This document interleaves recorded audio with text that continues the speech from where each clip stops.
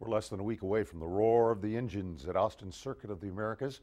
But who are Formula One fans? Do they fit a certain mold? KXAN's Robert Maxwell found out there are as many kinds of F1 fans as there are twists and turns on the track. That shiny blue Camaro is headed to a special grassy slope. It's right near the new Turn 1 at Circuit of the Americas. It's where Patty Brown and Carl Gibbons can soak in the vibe here. We've just been watching the whole development of the track out here. We came out here when it was all just dirt, and we've been just seeing it build up since then. You see, Patty and Carl live and breathe Formula One. They first fell for each other at the last U.S. F1 race in Indianapolis. It's being at the races, it's watching the races, it's everything. That was in 2006. Today, they are absolutely tickled, they say, that Formula One's future has risen just a short 10-minute cruise from their South Austin home. This is the first one actually built specifically for Formula One, so who would have thought, Austin, Texas? The thought that they would build something like this is just amazing. These big-time fans even brought a box of paraphernalia along to show us some racing history, mainly of their hero, the legendary driver Michael Schumacher.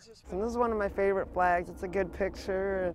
On the other end of the F1 fan spectrum, a world away from the parties with Texas brisket and Lone Star beer,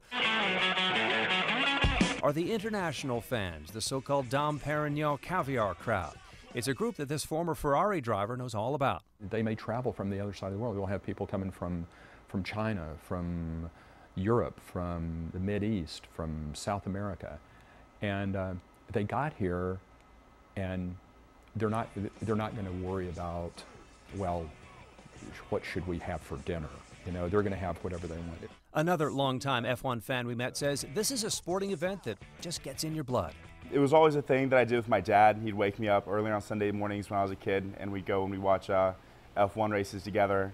From the uber wealthy to the happily middle class, let's call them all the Formula One faithful, as this race series, now reborn here in America, seems to transcend both social and national boundaries. I think it's going to be really interesting, the juxtaposition of the European types and all of that juxtaposed against the Texas country types, you know, with their boots and country music, all that kind of stuff. For the most part, though, the stands will be filled with regular people touched by the romance of the race, like our couple back on that grassy slope by Turn 1.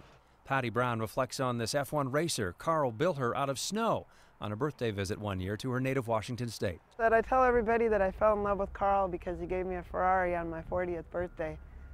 It was snow, but the snow will melt, but our love will never melt. Robert Maxwell, KXAN News.